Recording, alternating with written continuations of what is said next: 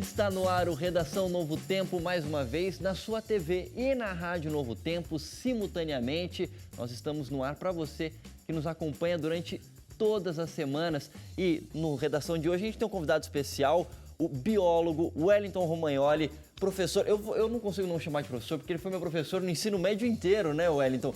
Muito obrigado pela presença. Foi um privilégio, Leite, obrigado pelo convite. Tá certo? E assim como o Wellington, a gente também tem Suzane Lima. Tudo bom, Suzane? Olá, Leite, tudo bem? Wagner Cantori. Tudo bem, Leite? E Hélio Moura.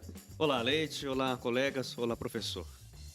E no Redação de hoje, a gente discute sobre a pesquisa que mostrou que a maioria dos adultos não consegue fazer operações matemáticas básicas. A gente debate também sobre os crimes contra jornalistas, sobre a liberação de mais de 6 mil presidiários nos Estados Unidos e sobre a pílula que pode substituir a prática de exercícios físicos. Estou vendo gente feliz já de ouvir isso. Mas é claro, esse programa não será o mesmo sem a sua participação. Você pode fazer parte deste debate junto com a gente, não é mesmo, Wagner? Exatamente, a gente está esperando sempre a sua participação aqui no Redação Novo Tempo. Você pode falar com a gente através do novotempo.com/jornalismo, tem o facebook.com/ntjornalismo, Twitter e Instagram, @ntjornalismo. Participe com a gente e dê a sua opinião.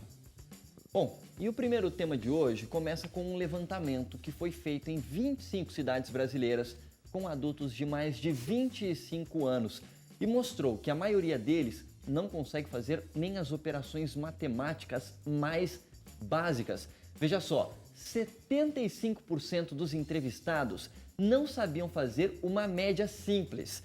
63% não souberam responder questões sobre percentuais e 75% deles não entendem frações. Além disso, um levantamento do Sistema Nacional de Avaliação da Educação Básica, o SAEB, apontou que apenas 9,3% dos jovens terminam o ensino médio com um nível adequado em matemática. É muito pouco, 9,3 ou 9,7? 9,3. É menos de, praticamente 1 em cada 10 jovens que terminam o ensino médio não consegue saber uma matemática satisfatoriamente. Agora, quando você diz que 9,3 não sabem, isso é 1 em cada 10, você já mostrou que você não faz parte desse grupo. Que você consegue fazer uma conta, entende aí, de porcentagem, André Leite. Parabéns. Olha só, mas é uma coisa interessante, que eu inclusive ia jogar a pergunta para vocês, e felizmente a gente tem inclusive um professor que dá aula no ensino médio, o Wellington Romagnoli, professor de biologia, ele dá aula no ensino médio, tem condições de avaliar isso também. E fui professor de matemática um tempo. Olha só. Então perfeito. A minha pergunta é o seguinte, recentemente a gente teve até o Enem, e é uma pergunta que pode caber será que parte do nosso ensino médio brasileiro, a forma de educar no ensino médio, ela está muito focada em preparar para o vestibular, para entrar para a faculdade e nem tanto para formar o jovem para a sua vida, em como utilizar os conhecimentos adquiridos no ensino médio para o resto da vida, como, por exemplo, matemática básica? Eu acho que em todas as disciplinas, não só matemática, nós temos um ensino médio com muito conteúdo. O governo propõe 1 tonelada de conteúdo, mas o aluno consegue aproveitar 1 quilo. Então, é o que está acontecendo. Com certeza, se a gente pudesse enxugar essa quantidade enorme de conteúdo, sobraria mais tempo para trabalhar aquilo que é útil no dia a dia e ia ser mais aproveitado. Será que a gente está falando alguma coisa tipo uma multidisciplinaridade, assim, numa mesma matéria, mais assuntos para você não ter uma divisão tão grande? É mais ou menos disso que a gente está falando? Bom, a gente fala em flexibilização do ensino médio também, que daí envolveria você usar algum conceito em várias disciplinas. O aluno vai ver que aquilo ali é útil em várias disciplinas.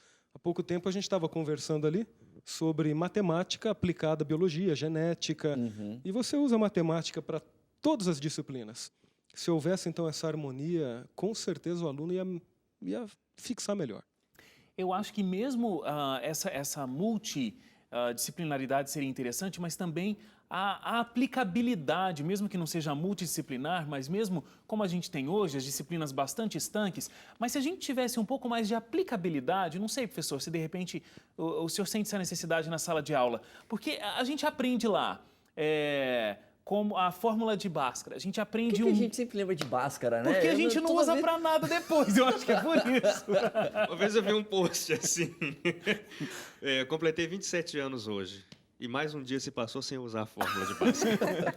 Mas se a gente tivesse, talvez, um currículo um pouco mais enxuto, como o senhor colocou, muito conteúdo, se a gente tivesse um currículo um pouco mais enxuto, mas a gente tivesse condições de ter aplicabilidade, então aprendo uma coisa em matemática, mas eu consigo entender como eu vou aplicar isso na minha vida, talvez despertasse um pouco mais o interesse dos alunos, né? O que acontece é o seguinte, hoje no nosso curso de ensino médio, nós ensinamos matemática para matemáticos. Muitos alunos ali Interessantíssimo isso. não vão fazer matemática.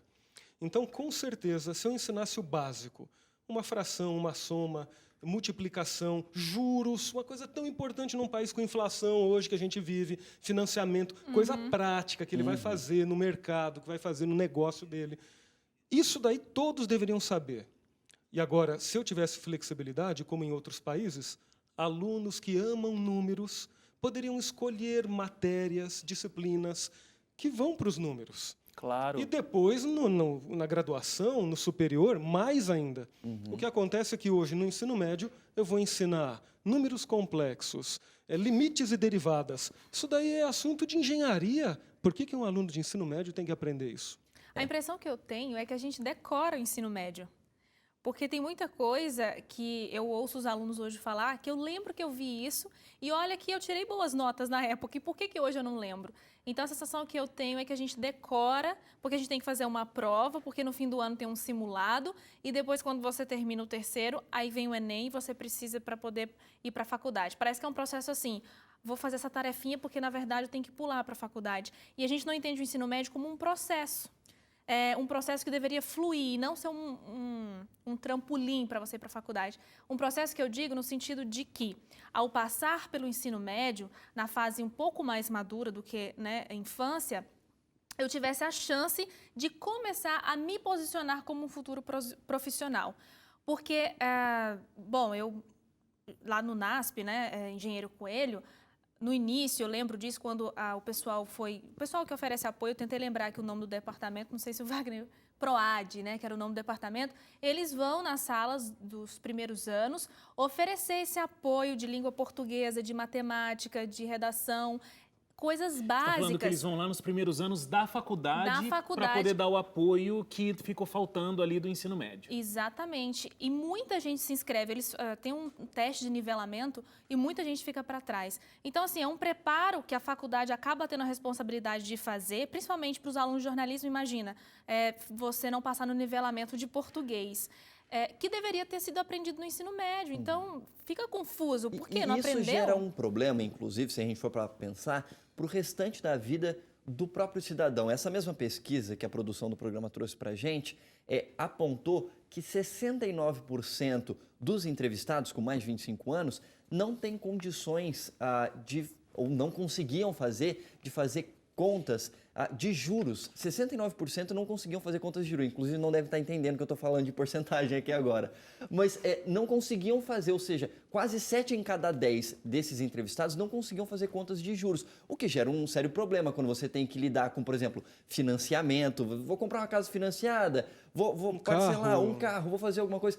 Cartão de crédito, juros. E é por isso, inclusive, que a gente vê um número tão grande, de certa forma, isso pode ter uma influência grande, no número de pessoas endividadas que a gente tem no Brasil, com dificuldades de cuidar das próprias finanças dentro do lar. Obviamente não tem a ver só com matemática, isso tem a ver com outras questões, mesmo de consumo, mas a matemática passa por isso, em como você vai balancear, equilibrar suas finanças dentro de Sim, eu casa. achei isso justíssimo se tivesse no ensino médio, porque a gente faz comunicação, a gente entende como o marketing trabalha. Para driblar a gente não vê os juros. Existe uma propaganda fantástica que, de repente, no primeiro momento, você pensa, realmente é vantajoso esse financiamento. Só que aí você faz aqueles cálculos, né, que o professor que fez matemática entende muito bem, eu não entendo, e você vê que no final você vai quase pagar o dobro daquilo que você está comprando.